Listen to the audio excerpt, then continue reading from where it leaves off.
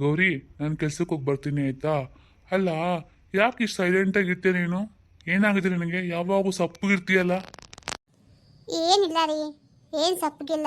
ನಾನು ಇರೋದೇ ಹೇಗೆ. ಸರಿ, ನೀವು ಹೊರಟು ಬನ್ನಿ, ಕೆಲಸ ಟೈಮ್ ಆಗುತ್ತೆ ನಿಮಗೆ.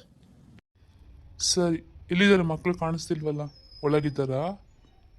ಹಾಂ, ಮಕ್ಕಳು ಅಮ್ಮ ಹತ್ರ ಇದ್ದಾರೆ ಆಟ ಆಡ್ಕೊಂಡು. ಕರಿಬೇಕಾ?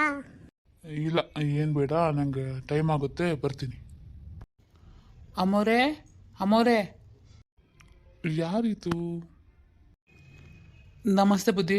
ನಾನು ಕೆಂಚ ಅಂತ ಈ ಮನೇಲೆ ಕೆಲಸ ಮಾಡ್ಕೊಂಡು ಎಷ್ಟು ದಿವಸ ಇದ್ದೆ. ಇವಾಗ ಒಂದು 5-6 ವರ್ಷದಿಂದ ನಾನು ಬೇರೆ ಊರಲ್ಲಿದ್ದೆ. ಇವಾಗ ಬಂದೆ, ಅಮ್ಮವರು ಕೆಲ್ಸಕ್ಕೆ ಬಾ ಅಂತ ಕರೆದ್ರು, ಅದಕ್ಕೆ ಬಂದೆ.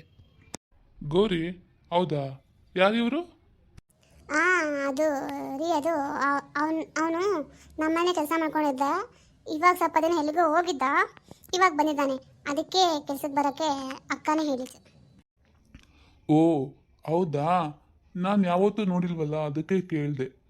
ಸರಿ, ನಾನು ಬರಲಾ? ಸರಿಯಪ್ಪ, ನೀನೇನೋ ನೋಡ್ಕೋ ಕೆಲಸ. ಆಯಿತು ಯಜಮಾನ್ರೆ, ಹೋಗಿ ಬನ್ನಿ. ಗೌರಮ್ಮ, ನಿಮ್ಮಿಬ್ಬರ ಜೋಡಿ ನೋಡೋಕೆ ತುಂಬ ಚೆನ್ನಾಗಿದೆ. ಹಂಗಂದ್ರೆ ನೀವು ಖುಷಿಯಾಗಿದ್ದೀರಲ್ವಾ? ನನಗದೇ ಬೇಕಾಗಿದ್ದಿದ್ದು. ನೀವು ಖುಷಿಯಾಗಿರಬೇಕು ಅಂತಲೇ ನಾನು ಈ ಈ ಥರ ಮಾಡಿದ್ದು. ಹಾಂ, ಹೌದಾ? ಇವಾಗ ಇಲ್ಲಿ ಮಾತಾಡೋ ಚೆನ್ನಾಗಿರಲ್ಲ. ಬಾ, ನನ್ನ ಜೊತೆ ಬಾ. ಅಯ್ಯೋ ಅಮ್ಮವ್ರೆ, ನನ್ನ ಕೈ ಬಿಡಿ ಬಿಡಿ ಅಮ್ಮವ್ರೆ, ಯಾವುದು ನೋಡ್ತಾರೆ ಬಿಡಿ ಅಮ್ಮವ್ರೆ. ಬಾಯಿ ಮುಚ್ಕೊಂಡು ಹೇಳ್ದಂಗೆ ಕೇಳು. ಬಾ ಅಣ್ಣ, ಬಾ ಅಷ್ಟೇ. ಏಕೆ ಅಂಚ, ನೀನು ಯಾಕೋ ಈ ಥರ ಮಾಡಿದೆ? ನನಗೆ ಯಾಕೋ ಮೋಸ ಮಾಡಿದೆ?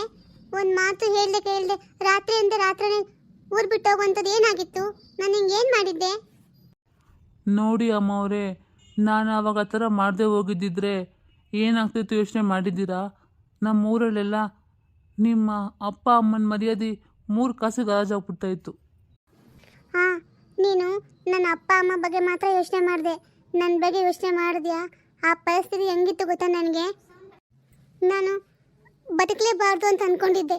ಆದರೆ ಬೇರೆ ವಿಧಿ ಇಲ್ಲದೆ ನಾನು ಅವನ್ನ ಮದುವೆ ಮಾಡ್ಕೋಬೇಕಾಗಿ ಬಂತು. ಇವಾಗ ಏನಾಯಿತು ಅಮ್ಮವ್ರೆ? ಸುಖವಾಗಿದ್ದಿರಲ್ವಾ? ಬಂಗಾರದಂಥ ಗಂಡ, ಚಿನ್ನದಂಥ ಮಕ್ಕಳು, ಸುಖವಾಗೈತಾನೆ ಸಂಸಾರ. ಮತ್ತೆ ಯಾಕೆ ಯೋಚನೆ ಮಾಡ್ತೀರಾ?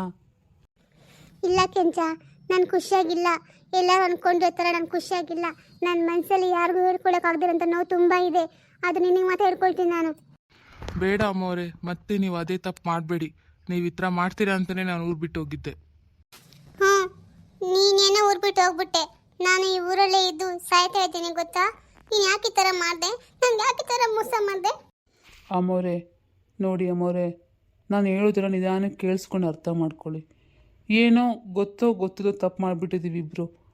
ಹಾಗಂತ ಈಗ ಅದನ್ನೇ ಮುಂದುವರ್ಸೋಕ್ಕಾಗಲ್ಲ. ಯಾಕೆಂದರೆ ನಾವಿಬ್ಬರು ಯಾವತ್ತೂ ಒಂದಾಗೋಕ್ಕಾಗಲ್ಲ ಅಮ್ಮವ್ರೆ. ಅದು ಯಾಕೆ ಅಂತ ನಿಮಗೆ ಚೆನ್ನಾಗಿ ಗೊತ್ತಿದೆ ಆಯಿತಾ? ನಾನು ಇದನ್ನೆಲ್ಲ ನಿಮ್ಗೆ ಆವಾಗಲೇ ಹೇಳಬೇಕು ಅಂತ ಅಂದ್ಕೊಂಡಿದ್ದೆ. ಆದರೆ ನೀವು ಇದ್ದಿದ್ದ ಪರಿಸ್ಥಿತಿಲಿ ನಿಮ್ಗೆ ಹೇಳಿದೆ ಅರ್ಥ ಮಾಡ್ಸೋಕೆ ನನ್ನ ಕೈಲಿ ಆಗ್ತಾ ಇದ್ದಿಲ್ಲ. ಅದಕ್ಕೆ ಏನು ಹಿಂದೆ ಮುಂದೆ ಏನು ಯೋಚನೆ ಮಾಡಿದೆ, ಈ ಊರನ್ನೇ ಬಿಟ್ಟು ಹೋಗಿದ್ದೆ. ಹುಟ್ಟಿ ಬೆಳೆದ ಊರು, ಅಪ್ಪ ಅಮ್ಮನೆಲ್ಲ ಬಿಟ್ಟು ಹೊರಟೋಗಿದ್ದೆ. ಬರೀ ನಿಮಗೋಸ್ಕರ ಅಷ್ಟೇ, ನೀವು ಚೆನ್ನಾಗಿರಬೇಕು ಅಂತ ಅಷ್ಟೇ. ನೋಡಿ ಅಮ್ಮವ್ರೆ, ನನ್ನ ಜೊತೆ ನಿಮ್ಮ ಜೀವನ ಯಾವತ್ತೂ ಚೆನ್ನಾಗಿರಲ್ಲ. ಅದ್ರ ಬಗ್ಗೆ ಕನಸು ಕಾಣದೆ ಬಿಟ್ಬಿಡಿ. ಕೆಂಚ, ನೀನು ನಂಗೆ ಈ ಥರ ಎಲ್ಲ ಹೇಳ್ಬೇಡ ಕೆಂಚ. ನನ್ನ ಕೈ ತಡ್ಕೊಳಕ್ಕಾಗಲ್ಲ. ನಾನು ತುಂಬ ನೊಂದ್ಬಿಟ್ಟಿದ್ದೀನಿ ಕೆಂಚ. ನನಗೆ ಮತ್ತೆ ನೀನು ಕೈ ಬಿಡೋ ಥರ ಮಾತಾಡಬೇಡ. ನಾನು ಬಿಟ್ಟು ಹೋಗ್ಬೇಡ ಕೆಂಚ.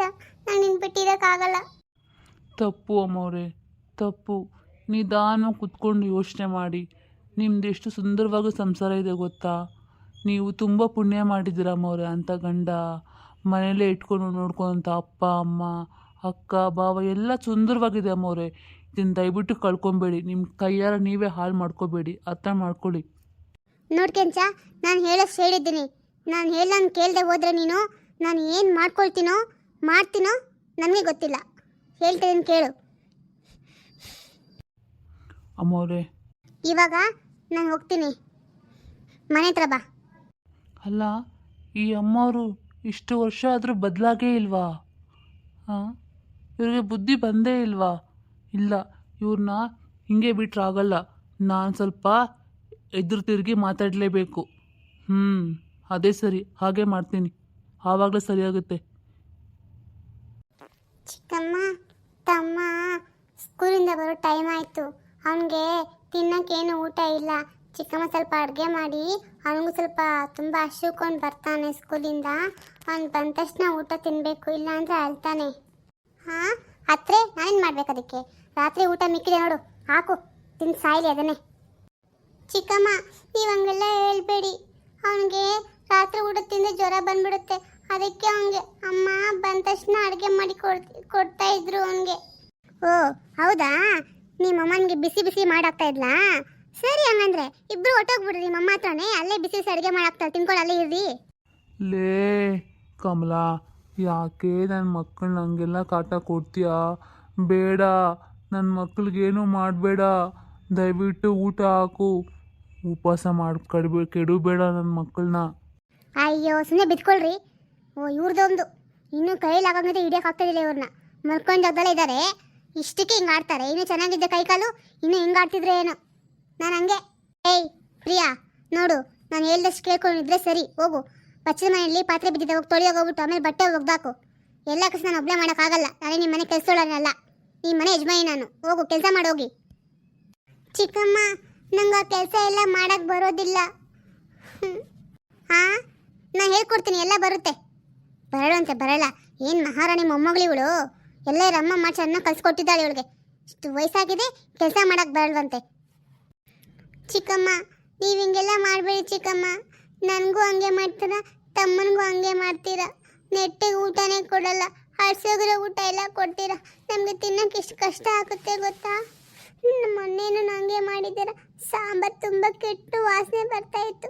ಹೇಳಿದ್ರೆ ಹೊಡಿತೀರಾ. ಯಾಕೆ ಚಿಕ್ಕಮ್ಮ, ನಾವೇನು ಮಾಡಿದ್ದೀವಿ ನಿಮಗೆ ಅಂತ ಈ ಕಾಟ ಕೊಡ್ತೀರಾ?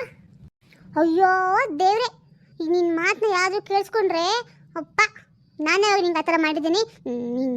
ಸುಳ್ಳು ಹೇಳ್ಬೇಡ, ನಿಮ್ಮ ಅಪ್ಪ ಇದ್ದಾರೆ ಅಂತ ಚೆನ್ನಾಗಿ ಹೊಡೆದಾಕ್ಬಿಡ್ತೀನಿ ನೋಡು. ನಾನೇ ಸುಳ್ಳು ಹೇಳ್ತಾ ಇಲ್ಲ, ನನಗೇನೋ ಗೊತ್ತಾಗುತ್ತೆ ಅದು ಚೆನ್ನಾಗಿಲ್ಲ ಅಂತ.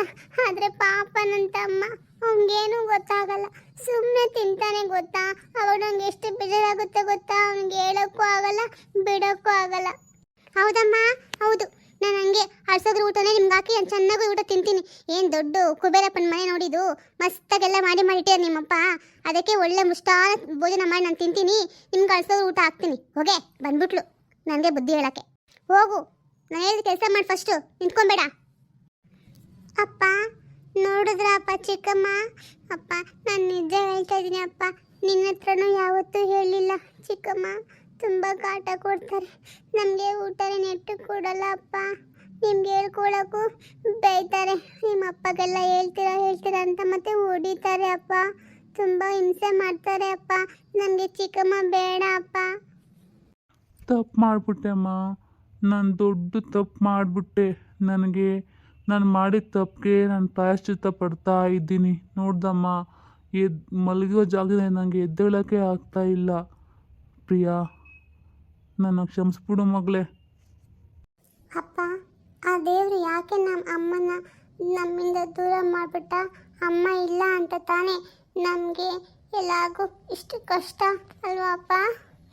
ಅಮ್ಮ ಇರಬೇಕಿತ್ತು, ಆವಾಗ ನಮಗೆ ಕಷ್ಟನೇ ಇರ್ತಾ ಇದ್ದಿಲ್ಲ ಅಪ್ಪ. ಅಪ್ಪ ಮಾತಾಡಪ್ಪ, ನೀನು ಸೈಲೆಂಟ್ ಆಗಿಬಿಟ್ಟೆ. ನಾನು ಯಾರ ಹತ್ರ ಮಾತಾಡಲಿ ಅಪ್ಪ? ಅಪ್ಪ ಅಪ್ಪ ಮಾತಾಡಪ್ಪ. ಅಪ್ಪ ಅಪ್ಪ ಎದ್ದೇಳಪ್ಪ. ಅಪ್ಪ ಯಾಕೆ ನೀನು ಎದ್ದೇಳ್ತಾ ಇಲ್ಲ? ಅವತ್ತು ಅಮ್ಮನೂ ಹಿಂಗೆ ಎದ್ದೇಳಲಿಲ್ಲ, ನೀನು ಹಿಂಗೆ ಮಾಡ್ತಿದ್ಯಪ್ಪ. ಎದ್ದೇಳಪ್ಪ. ಅಪ್ಪ ಅಪ್ಪ